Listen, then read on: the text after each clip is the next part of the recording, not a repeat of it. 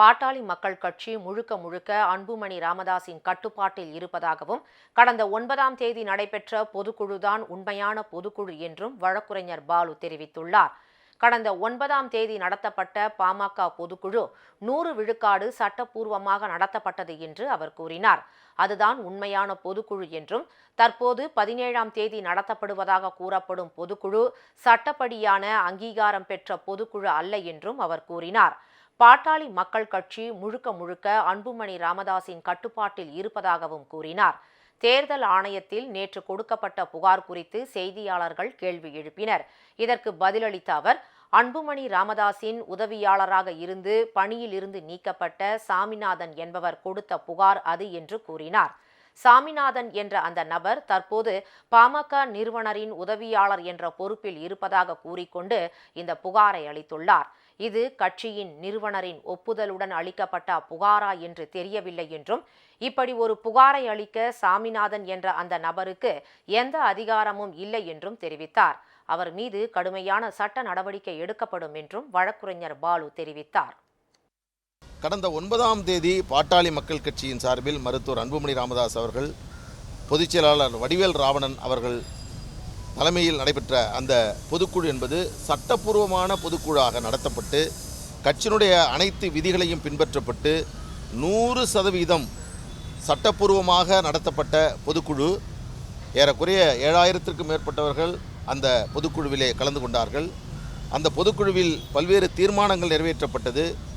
பாட்டாளி மக்கள் கட்சியினுடைய தலைவராக மருத்துவர் அன்புமணி ராமதாஸ் அவர்களும், பொதுச் செயலாளராக வடிவேல் ராவணன் அவர்களும், பொருளாளராக திலகபாமா அவர்களும் அடுத்து ஓராண்டுகளுக்கு அவருடைய பதவிக்காலத்தை நீட்டி தீர்மானம் நிறைவேற்றப்பட்டு அந்த தகவல் என்பது தேர்தல் ஆணையத்திற்கு முறையாக தெரிவிக்கப்பட உள்ள இந்த வேளையில் தற்பொழுது ஒரு பொதுக்குழு நடத்துவதாக ஒரு செய்தியும், அந்த பொதுக்குழு கட்சியினுடைய பொதுக்குழு என்றும் சொல்லியிருக்கிறார்கள். 9ஆம் தேதி நடத்தப்பட்ட பொதுக்குழு தான் சட்டப்பூர்வமான பொதுக்குழு. அதற்கு பிறகு அது 17ஆம் தேதியாக இருந்தாலும் அல்லது வேறு தேதிகள் நடத்தப்பட்டாலும் அந்த பொதுக்குழுக்களுக்கு அது பொதுக்குழுவாகவே சட்டப்பூர்வமாக ஏற்றுக்கொள்ள முடியாது. எந்த சட்ட அங்கீகாரமும் அதற்கு கிடையாது. அப்படி நடத்தக்கூடிய பொதுக்குழு என்பது பொதுக்குழுவாக பாட்டாளி மக்கள் கட்சியினுடைய விதிகளால் பின்பற்றப்பட்ட பொதுக்குழு அல்ல. ஒரு தலைவர், நிறுவனர், அவருடைய உதவியாளர் தலைவருடைய பணியை செய்ய முடியுமா? நிறுவனருடைய பணியை செய்த முடியுமா?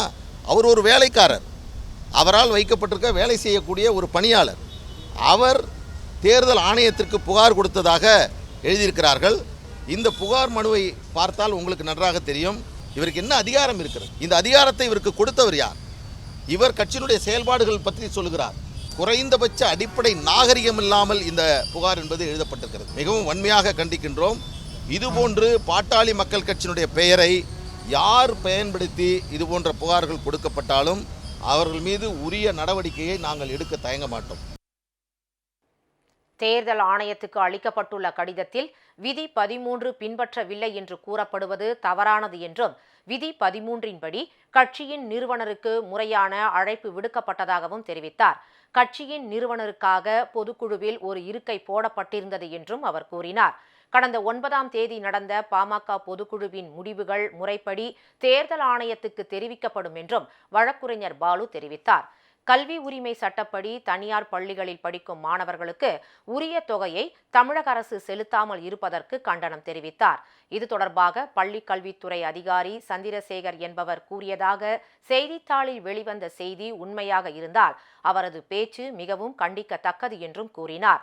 இந்த கருத்து அரசின் கருத்தா என்பதை தமிழக அரசு உடனடியாக தெரிவிக்க வேண்டும் என்றும் வழக்குரைஞர் பாலு கேட்டுக்கொண்டார்.